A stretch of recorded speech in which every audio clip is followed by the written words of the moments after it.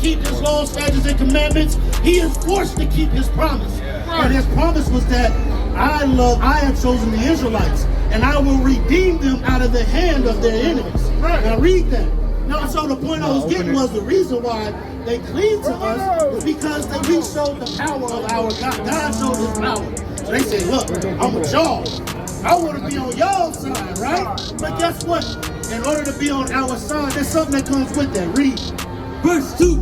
And the people shall take them and bring them to their place. And the house of Israel shall possess them. So if you possess something, there's no equality in that. Right. If I possess something, that means I own it. It's mine. I possess my car. I possess my clothes. I possess my house, right? I own that. That's my property. Read.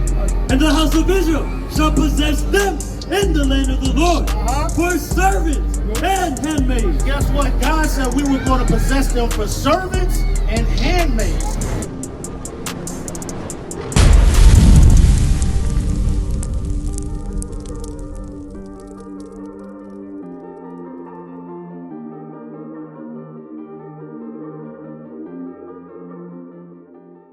Right? Because we had a brother that came up, and as he was being taught, he looked and he was like, okay, these are the children of Israel, but where's the white folks? Why is it that we immediately go to them? He didn't ask about the Arabs. He didn't ask about the Chinese. He didn't ask about the Japanese. He immediately asked about the white people. You want to know why? Mentally, we have been. Matter of fact, give me that Deuteronomy 28 and verse 28, I believe it is. Read that for me. Deuteronomy chapter 28, verse 28. The Lord shall smite thee with madness. The Bible said God was going to smite us with madness, right? Come on. And blindness and astonishment of heart. Because our mind has been bugged out. Matter of fact, read Deuteronomy 28, verse 48. Watch this. Verse 48. Therefore shall I serve thine enemy. So when we read these curses, we understand that these curses came upon the children of Israel. Nobody else fits these curses. But we're going to go through a couple. Read that. Which the Lord shall send against thee, and hunger. So he said we were going to have to serve our enemies in hunger. Think about it. Do we own the major farms that send produce throughout the world, or even just say the U.S.? No, we don't, right? Come on. Who does? Our oppressor, which is? What race is he? Come on, now what race is he called today? The lineage of Esau. The lineage of Esau. You heard the right there. The lineage of Esau, right? Come on, which is the so-called white man. Read. And in thirst. Same thing with water. If you want water, water falls freely from the sky.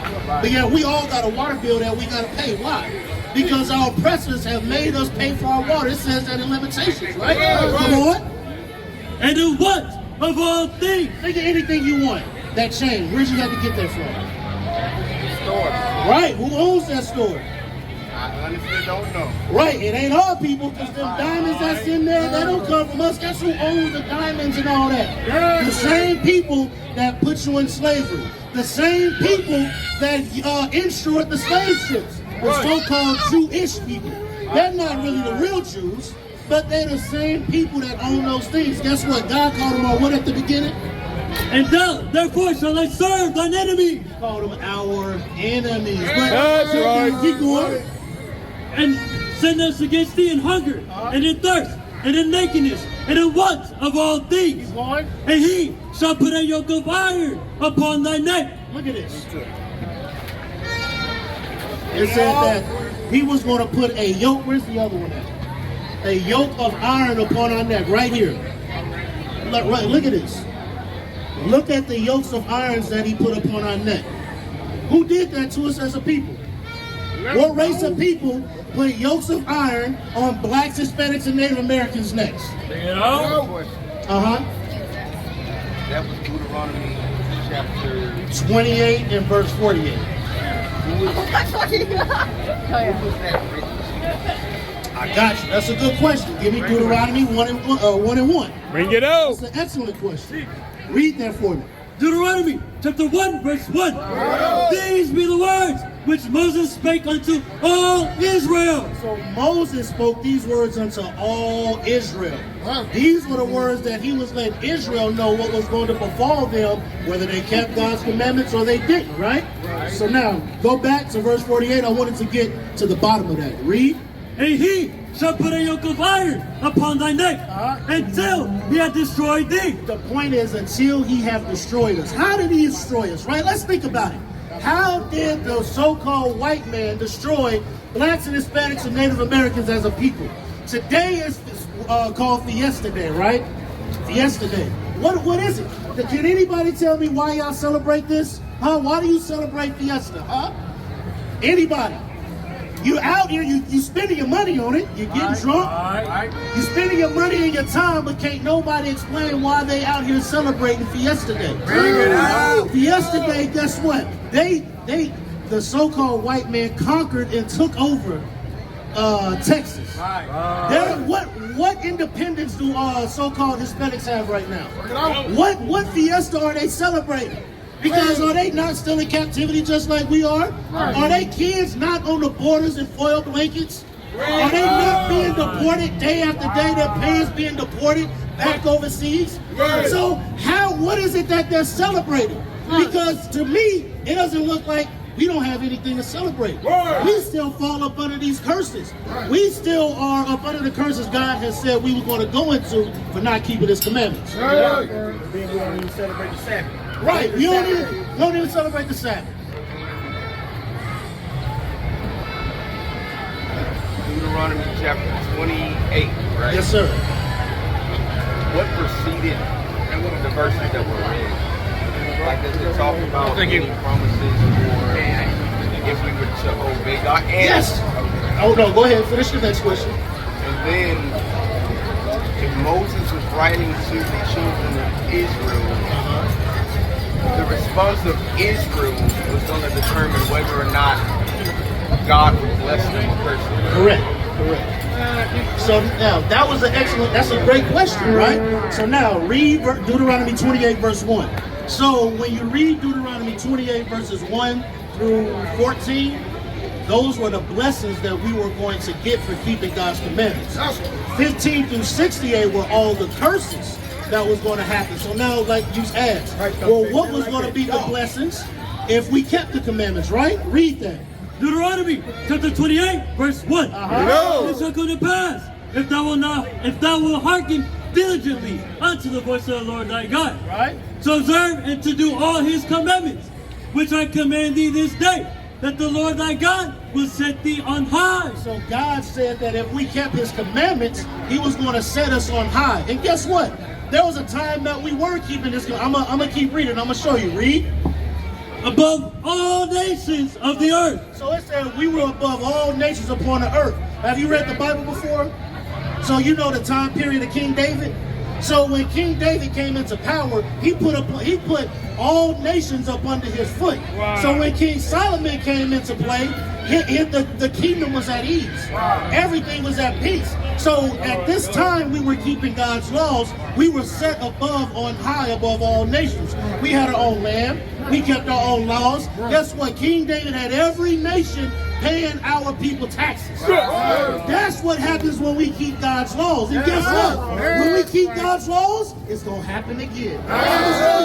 Give me Isaiah chapter 14 and verse 1. Look, this Bible is music to my ears. And guess what? All God requires of me is to keep the commandments. That's it. If I can do that, and this is what we promised, hey, that's an easy trade-off. Read that. Isaiah chapter 14 and verse 1. Come on. The Lord will have mercy on Jacob. So the Bible says He will have mercy upon Jacob. Come on. And will yet choose Israel. Right. And set them in their own land. And there's going to come a time when Christ returns and redeems us out of this captivity, He's going to set us back in the land of Israel. Come on. And the strangers shall be joined with them. Watch this. And now it talks about the strangers that were joined with them. Guess what's going to happen with them? Read. And they shall cleave to the house of Jacob. Because you remember in Exodus, right? You remember what happened in Exodus when God delivered the children of Israel out of Egypt? Why did the strangers in the mixed multitude cleave to us? Because God showed his power upon the earth. What happens was when we cry out to God and we keep his laws, statutes, and commandments, he is forced to keep his promise. And his promise was that I have chosen the Israelites, and I will redeem them out of the hand of their enemies. Now read that. Now, so the point I was getting was the reason why they cleaved to us is because that we showed the power of our God. God showed his power. So they said, look, I'm with y'all. I want to be on y'all's side, right? But guess what? In order to be on our side, there's something that comes with that. Read. Verse 2. And the people shall take them and bring them to their place. And the house of Israel shall possess them. So if you possess something, there's no equality in that. If I possess something, that means I own it. It's mine. I possess my car. I possess my clothes. I possess my house, right?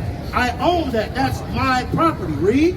And the house of Israel shall possess them in the land of the Lord for servants and handmaids. Guess what? God said we were going to possess them for servants and handmaids. They were going to serve us because did we not serve them right now? Think about it. You work, right? Even if you have your own business, but you work for a company. So, is that your company?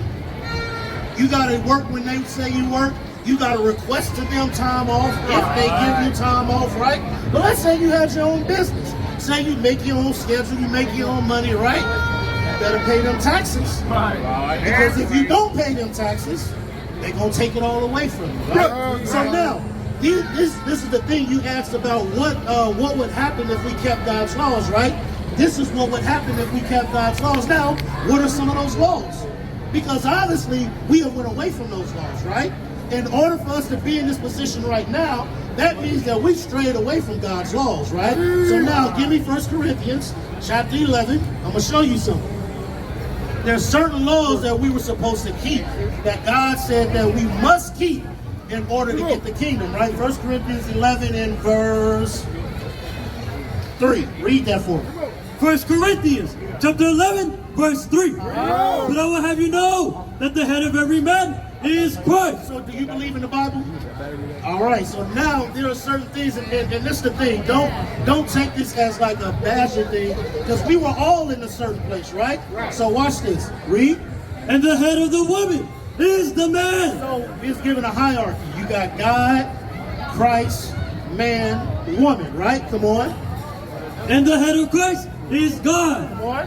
Every man praying or prophesying, having his head covered, dishonoreth his head. So guess what? The Bible says any man praying or prophesying, having his head covered, dishonoreth his head. So if God tells us, look, so who was our head that we read? Christ, right? So it says if we read or prophesy or pray with our head covered, with our head covered, we dishonor Christ. So what does that mean? So right now we're going through scriptures, right? So what does that mean you have to do? Read it again, one more. Verse 4. Every man praying or prophesying, having his head covered. Having his head covered. All praises. That's what it's about. Hey, that's what I'm talking about, bro.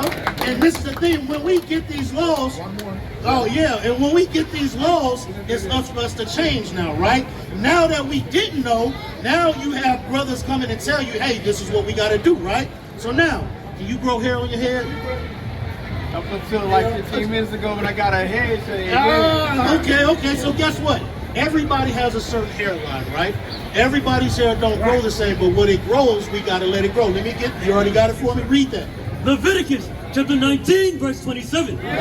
Ye shall not round the corners of your heads. Right? Neither shall thou bar the corners of thy beard. Now let me get the one in 21.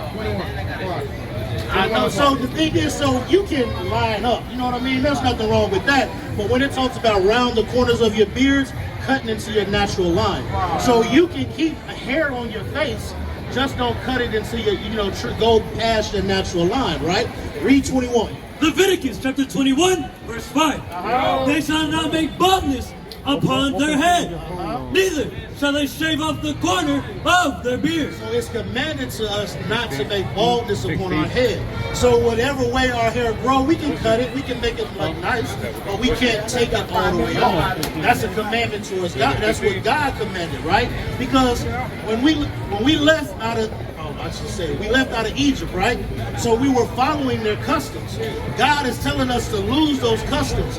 They were bald in their heads. They were shaving off their beards. They were making tattoos. Matter of fact, let's read that there. Tattoos. It's in verse 21 or 19. 19, 20, 28. Read that. Leviticus 19, verse 28.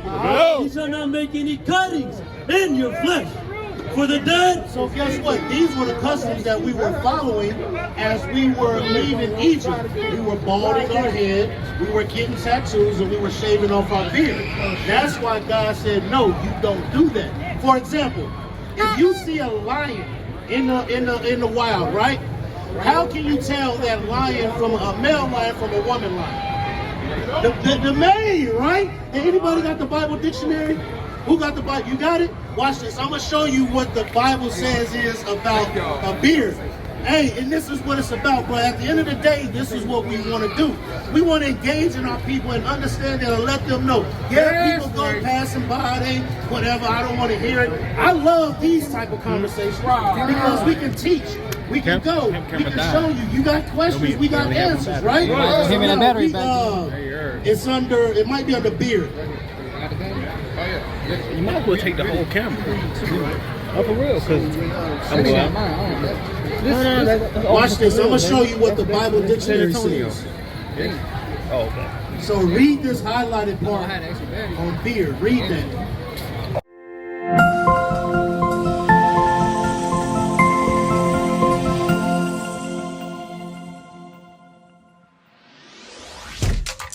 Shalom, Israel. This is Bishop Nathaniel. I want you to know that you can view all our Sabbath classes live on IUIC TV. That's right, I said on IUIC TV. Download the app today. Shalom.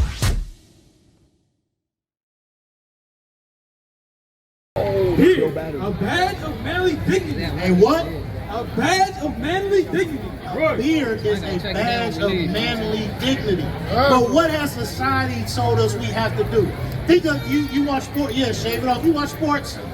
Right. So on basketball, you got TNT, right? What did Chuck have to do? Look, he went bald. Kenny, he went bald. Who else? Shaq, he went bald. Why? Why is that? Because this is what they taught. Matter of fact, hold this. Give me Jude 5 and 20. I'm going to show you something real quick. The reason, like everything that all oppressors have done, they have made it to go against God's laws. Because if we stay in sin, God will defend us. But if we come out of sin, that's when God will defend us, right? So read that for me in Jude 5 verse 20. Read. Jude chapter 5 and verse 20. Now therefore, my Lord and Governor, if there be any error in this people, It said if there be any error in this people, come on. and they sin against their God. And it said, and if they sin against their God, so what were some of the laws we read? Can't shave your head, can't shave your beard, right? Those are your head being uncovered when going over scriptures or praying, right? So it said if there be any sin in them, go ahead. Let us consider that this shall be their ruin. It said, let us consider that this shall be their ruin. Look at it. Look what happened. When we sin, remember what you asked? And what would we do? What would happen if we kept God's laws? We would be in rulership, right? But then 15 through 68 said, these were the curses if you sin. Right. This was our ruin. We went into slavery. We went into captivity. Our forefathers and foremothers was killed. Hundreds of millions, 200 of millions of our people killed, right? Go ahead. And let us go up, and we shall overcome them. Did they not overcome us? They overcame us. Look what's going on now. How many times, matter of fact, I'm sorry, well, keep reading that, then I'm going to go to another scripture. Read that. But if there be no iniquity in their nation, It says, if there be no iniquity in our nation, what would happen? let my Lord now pass by. Guess what? It said, he said, go and pass by them people. Why? Come on. Lest their Lord defend them, and their God be for them, and we become a reproach before all the world. Guess what? Exodus, Egypt became a reproach upon the world. When you read in Judges, there was a lot of nations that we went into captivity under. Ammon, which is called the Japanese, right? They took us into captivity, but God was for us when we kept his commandments. Moab, which is the Chinese people, they had us in captivity. You read that in Judges as well. But God defended us when we kept his commandments. You had, what's the other ones?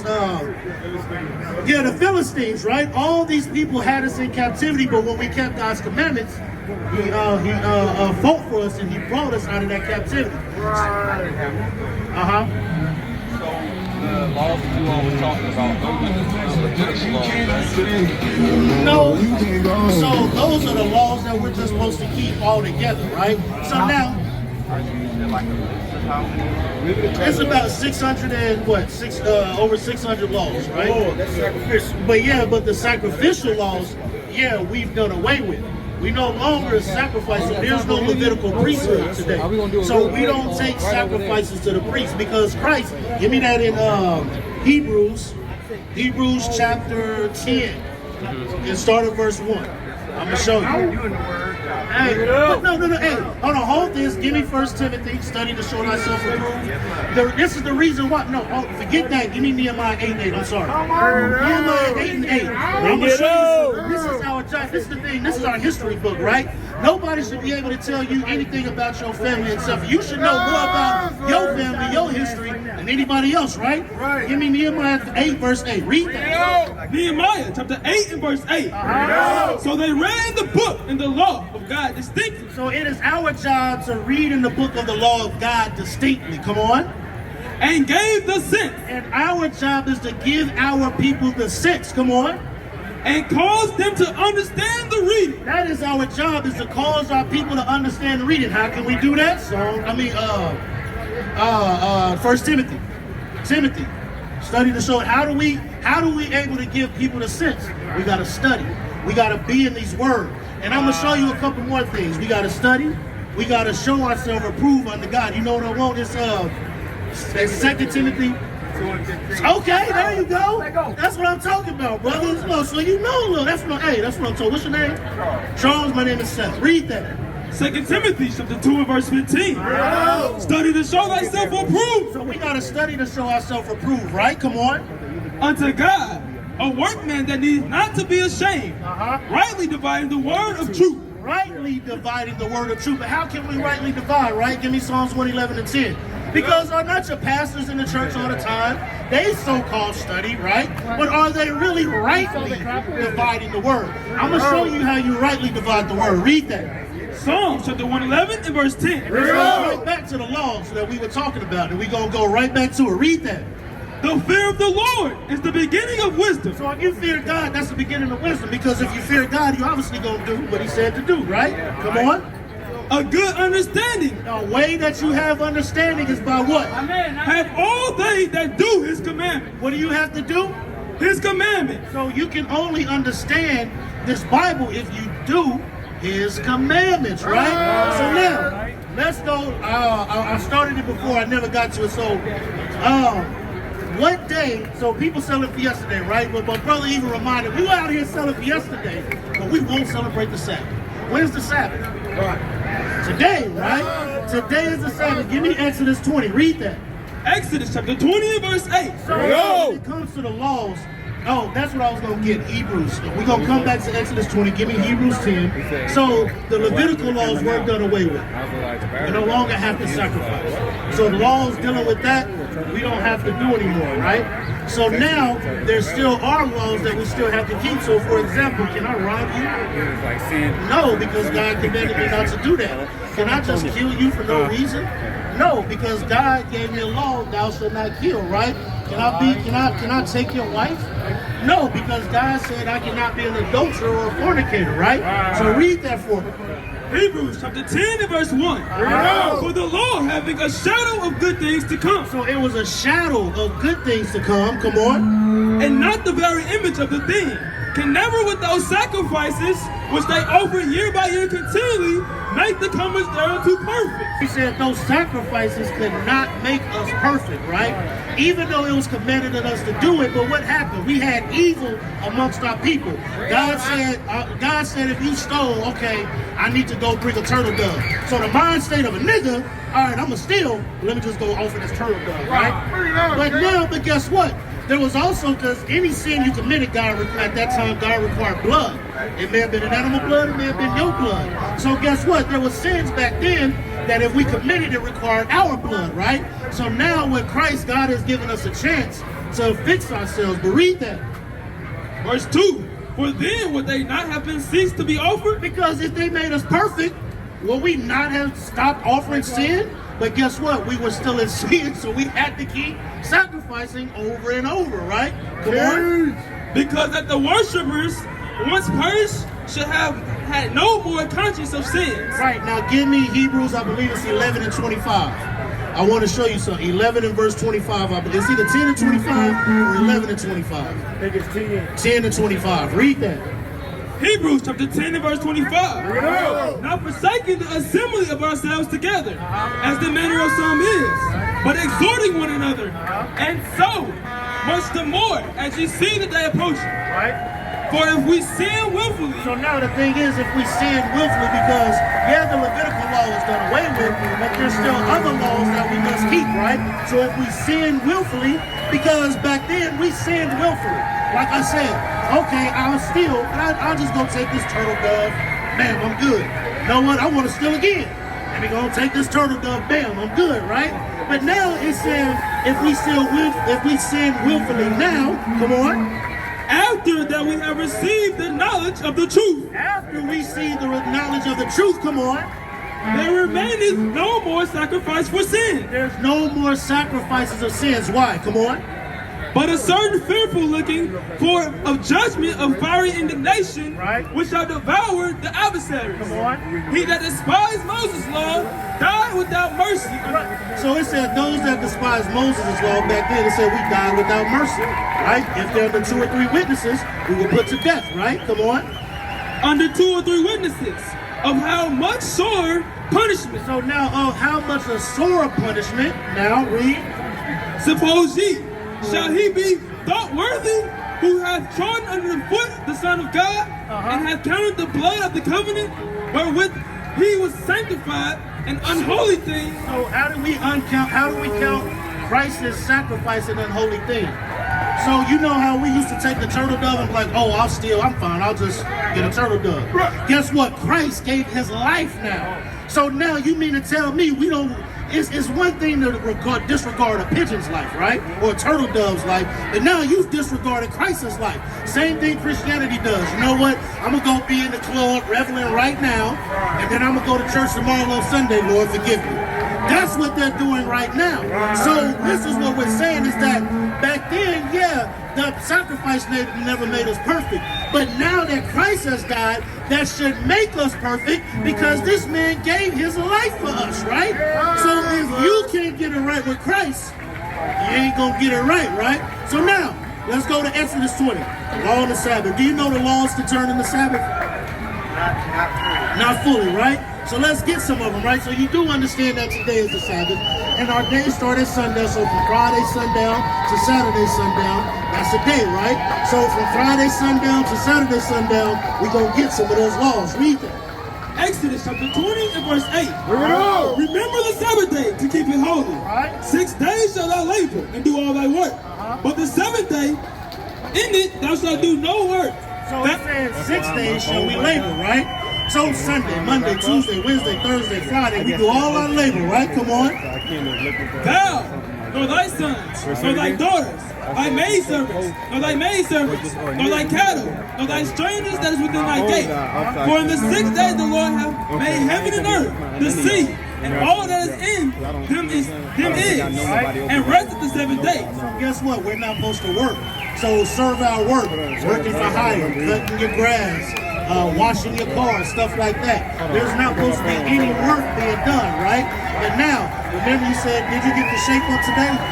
Oh yeah. Okay, right? and then guess what? Now this is our job to tell you, right? So we already gave you the laws about not shaving and stuff like that. Is it 13 and 31 or 31 and 13? Huh? 10 and 31, right? I'm going to show you. There's not supposed to be any buying or selling on the Sabbath as well. I'm going to show you this. Watch this. Read that. Nehemiah chapter 10 and verse 31. And if the people of the land bring ware or any victuals on the Sabbath day to sell. So it said, look, Nehemiah said, if these people bring anything to sell to you on the Sabbath, right? What was supposed to happen? That we would not buy it on them of the Sabbath. Because we could not buy it of them on the Sabbath, come on. Or on the holy day. Or on the other holy days that are Sabbath days, come on. And that we would leave the 7th year. And so now, give me in, it might be in 10 as well, where it says that he put guards at the gate. Guards in the gate, and they close the Sabbath. Y'all know what I'm talking about? So I'm going to show you how serious it was for us to keep the Sabbath, right?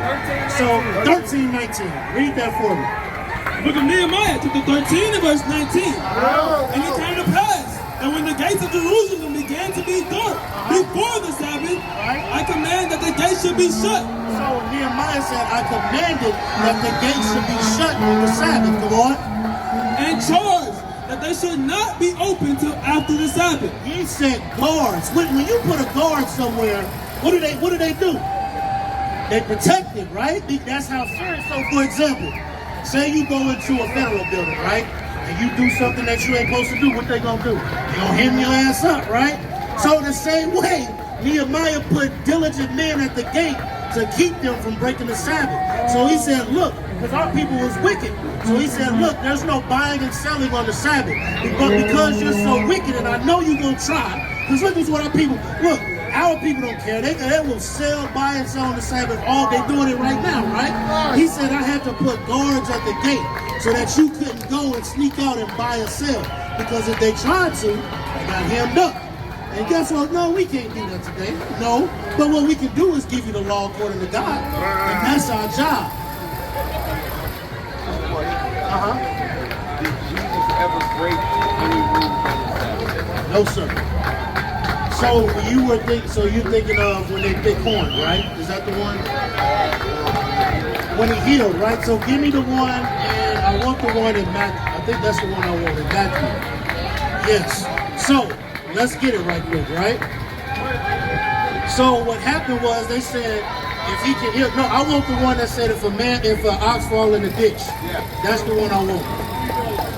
So the thing is, right, we getting ready to read it, but Christ is getting ready to tell him, like, he didn't break no laws on the Sabbath, right? Because a lot of times people thought that he was breaking the Sabbath, but that wasn't so. And he's getting ready to explain to you how. Read that. Luke chapter 14 and verse 5. And answered them, saying, which of you shall have an ass or an ox fallen into a pit? Right, so he's cutting them. He's like, look, you love your animals, right? They fall into a pit, right? What are you going to do? Read. And will not straightly pull him out on the Sabbath day? Because you pulled that ox or that ass out on the Sabbath day, right? Because you didn't want it to get hurt. You wanted it to live, right? Come on. And they could not answer him again. They couldn't answer him again. Come on. To these things. Right. And he performed a parable to those which were bidden when he marked it. So now think about it. If you do that for an ox, if I see you hurt or another brother hurt, you mean to tell me I can't help them on the Sabbath? And that's the thing, though. You can't. If our people are hurt, we didn't break no Sabbath. Guess what? Now we trying to get our people to heal them, right? They're hurt. They break a leg, whatever the case may be, right? We just don't let them sit there because it's the Sabbath. No, we have to bring them out. What is a nation? Nation is family. Nation is community. Nation is men leading by example. Nation is women's support. Nation is children with role models. Nation is unity. Nation